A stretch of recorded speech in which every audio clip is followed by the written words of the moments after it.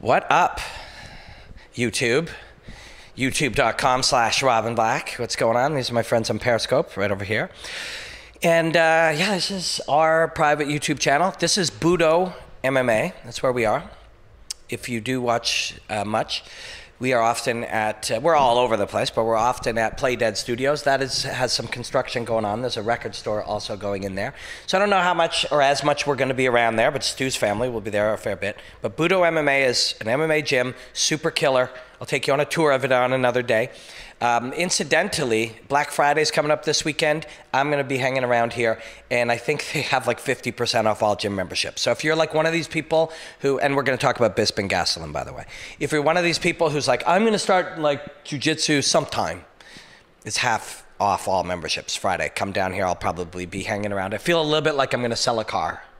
I'm going to sell you a car. But fucking working out is way cooler than any car. But this is where we are. We're going to build out a studio here. And then we can come in whenever we want and talk about fighting and martial arts and the study of martial arts, and which is so fantastic. And by the way, 400 people subscribed to us in the last couple of weeks since I was in New York. And thank you all. It's very cool. Bisping and Gastelum. I talked about them, this fight a little bit on Sunday, and I'm really excited for both of these guys. And it's a strange thing when you think about these fights from a human perspective. Kelvin Gastelum is a young man with a dream or a goal of becoming the UFC champion, probably welterweight champion one day. That would be the goal. But right now he's fighting at middleweight. I think he's only about 5'9", 5'10", too. So when I told Mark that we were making this, I said, let's make this as Gastelum versus Bisping analysis, but somehow mention range. When I talked to Kelvin and watched Cub versus Duho Choi with him, and then we got together again down in Dallas and we had a beer and chatted. That's on the YouTube channel. He talked to me about the main thing he's been working on with Professor Cordero, and this is what he said to me. He goes, I'm working on that thing you talk about a lot, distance management, which this was a while back. And everybody was really focusing in on that about a year and a half ago. It started to be something that was a little more, although it was done in a fairly aware way for certain fighters and certain Houston, Texas in the house over here, and in certain gyms and certain coaches, it wasn't discussed as this very focused thing like it is now. And this is partly just topics. The way we can't look at everything all the time. Fighting is so incredibly complex. Football is complex. Music is complex. Politics are complex. It's not possible to zero in on everything at any time. So what you do with complicated things and with complicated systems is you phase in and out of focus on things.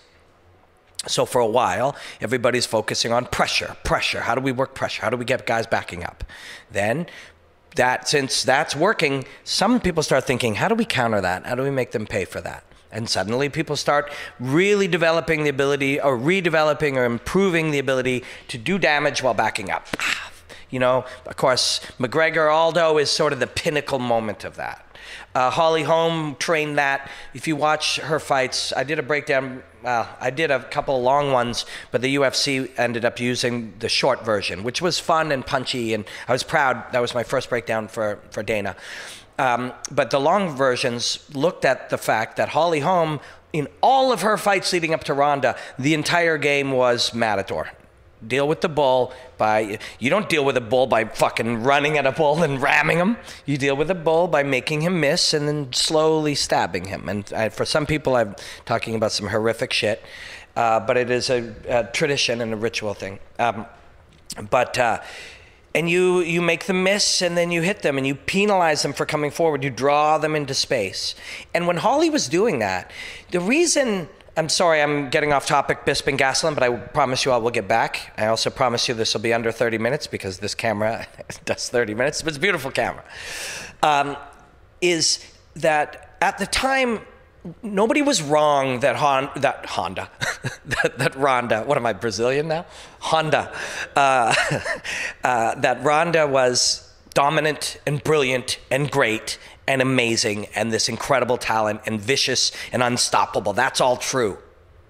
It doesn't become untrue because she loses twice. What happens is she was those things in the context of that time. What changed was the global vibe of playing to draw somebody in and countering pressure with non-resistance, invitation, draw and intercept. That game wasn't being played at all in that era.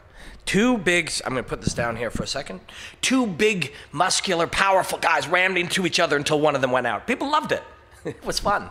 But that wasn't a very logical way to prioritize the most important thing in martial arts, self-defense. That's what martial arts are about, defending oneself. So suddenly Holly, who is a genius martial artist, and her team, Greg Jackson and Brandon Six Gun Gibson. Hey, coach, what up, man? Big fan of your work. Been watching what you've been doing lately a lot.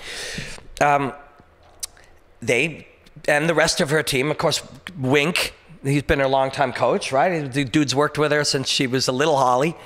They fucking figured it out and they smashed that woman.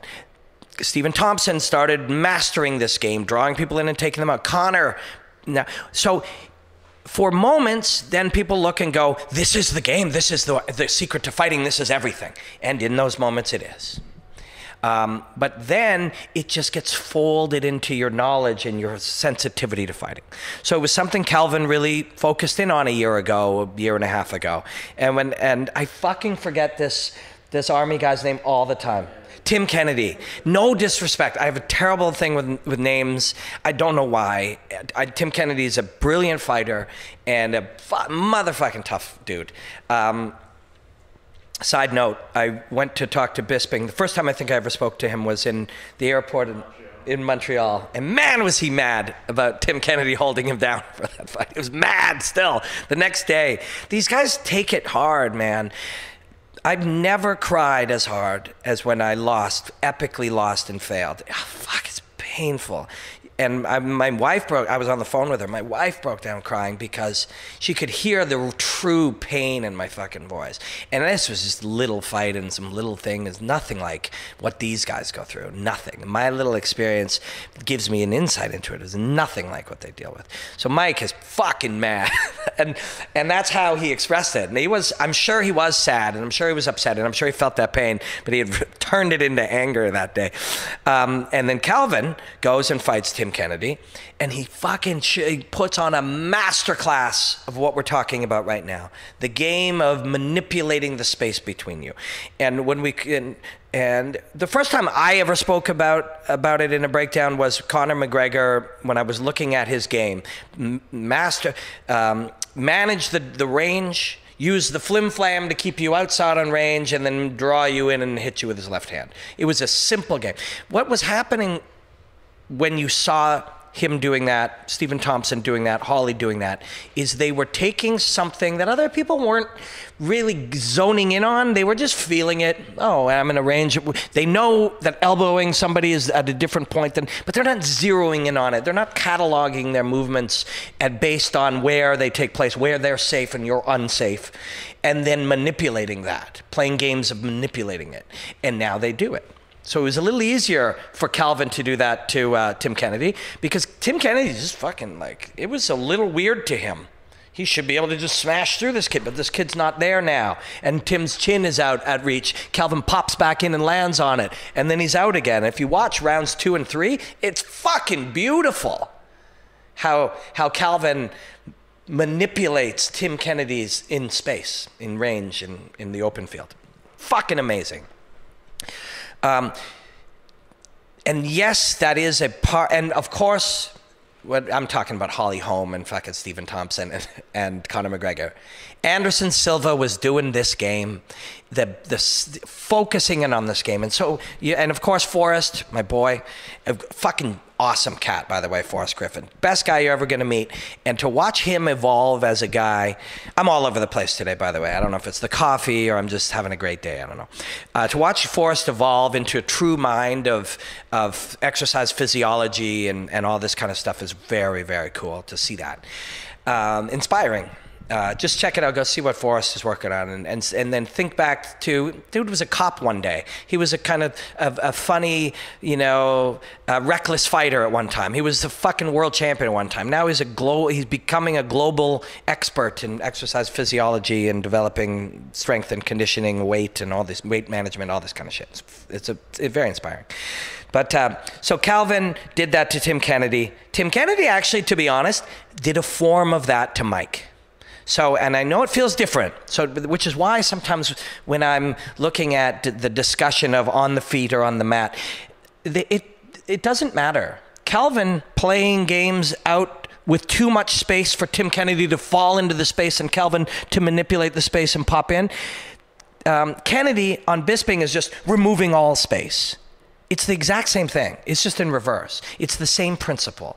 It's how you manipulate the space between you and your opponent. Kennedy cannot reach you and you can reach him, or Mike can't make the space necessary to do what he wants to do. It's just a manipulation of gap, right? And then putting you into a place where you use way more energy than I do, and I'm in a position to hurt you way more than you hurt me. Kelvin did it to Kennedy, sorry, and Kennedy did it to Bisping in reverse, right? Right? So once you see the connection between holding somebody down and stifling everything they do and making them out in the open field missing everything, think of Bader and Machida, same thing. It's the same thing. It's the same idea. So that's what's at play in this fight. Bisping's very hard to do that too. George had some success. If Kelvin's going to look at George's round one, he is going to have some success. But when we look at any of these things, and I'm probably getting close to my 30 minutes, which is tough because I'm now on a trip where I could do all kinds of shit. But it's good to have some restrictions. It forces you to behave a certain way or think a certain way. If all that mattered was Kelvin wants to play with space and put himself in a position that Mike can't touch him and he can touch Mike when he wants, he's also dealing with a reach disadvantage, so it's even more challenging, but doable.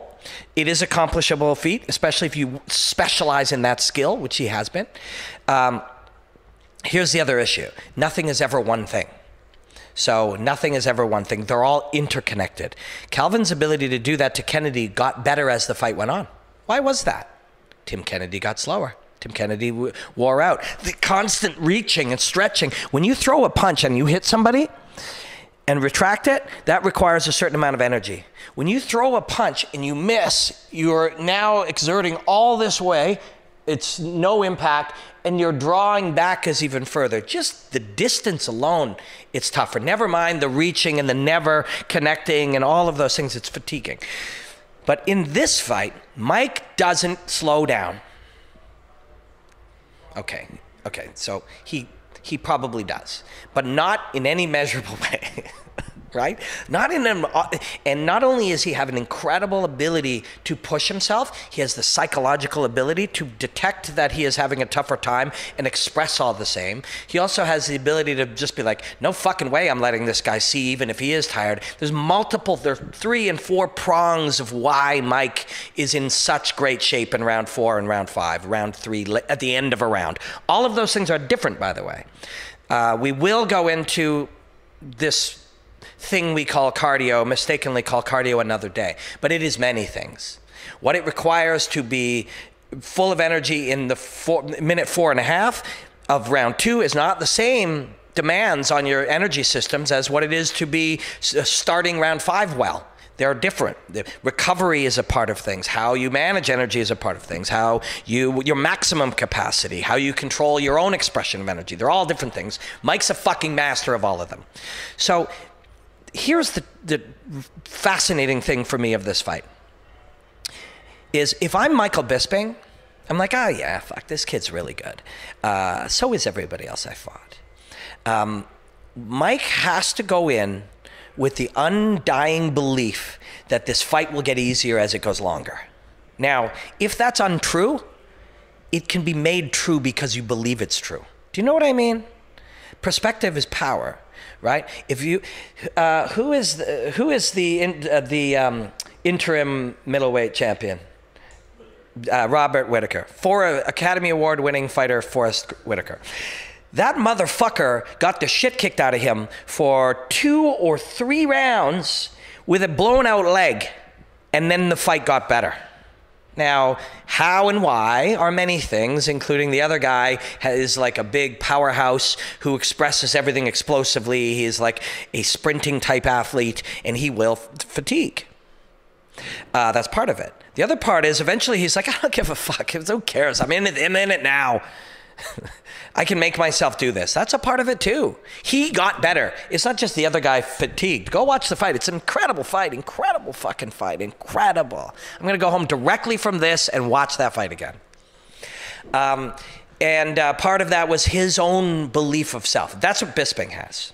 So if I'm Kelvin, and then you think of that, controlling your energy is a part of your approach and your strategy. So if you're Kelvin, do you hold anything back? Nah, fuck it. We're going to push too. We're going to push, and we haven't had to cut the weight. You know, we believe we're younger, you know, like you just got to ask that of yourself on the night. Oh, fuck, I love this fight. The more I'm thinking about this fight, the more I love it. I love it. I'm going to like get a big thing of popcorn, no beer, and just take the whole thing in. And then the next morning we'll do something live on YouTube. But of course, Kelvin, his game, what he has mastered, the new, I don't know, there'll be further things because I don't talk to him all the time. I'm in touch with him a reasonable amount, but I haven't had the chance. Maybe actually it's Wednesday when you're watching this. Kelvin, I'm going to send you a message. I know you're in China. We'll find the right time. I want to pick your brain a little bit on the improvements, the different things you've improved upon. But the last one we've seen is an improved efficiency at manipulating space between you. One of the main ways for Mike to deal with that is not give that much of a fuck. You know what I mean? Not give that much of a fuck about it. You're going to get hit. We believe this smaller man, although he's very efficient with his strikes and very smooth and unencumbered with the way he strikes, so that's going to be painful. But we can take it. We're going to take some. We're going to push forward. Basically, Kelvin is not yet as masterful of this as Stephen Thompson is. And Jorge's approach at times got to Stephen Thompson. It was not the wrong approach at all. Jorge's a fucking genius. It's just very difficult to do. Bisping can do that. As also, Jorge was the smaller man. Bisping is the larger man. Bisping has a little more reach. So pushing through it is a big part of it. And that's who Mike is. That's who the fuck Mike Bisping is. So we have us a beautiful fight here. A wonderful, wonderful, incredible, incredible fight that I cannot wait to see. Kelvin trying to manipulate distance and Mike taking the lumps that he has to take to push through it. I think we'd also like to really see Mike playing with some elbows into there. It feels counterintuitive when you have the reach advantage, but sometimes if you can push in as he pushes out, land that left hook on the way out.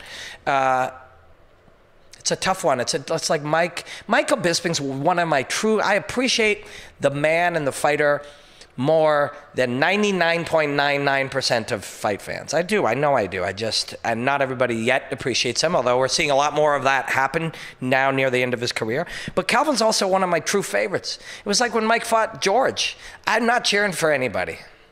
I'm just cheering for a beautiful fight. And we're going to get that. We are. Enjoy the hostilities, my friends.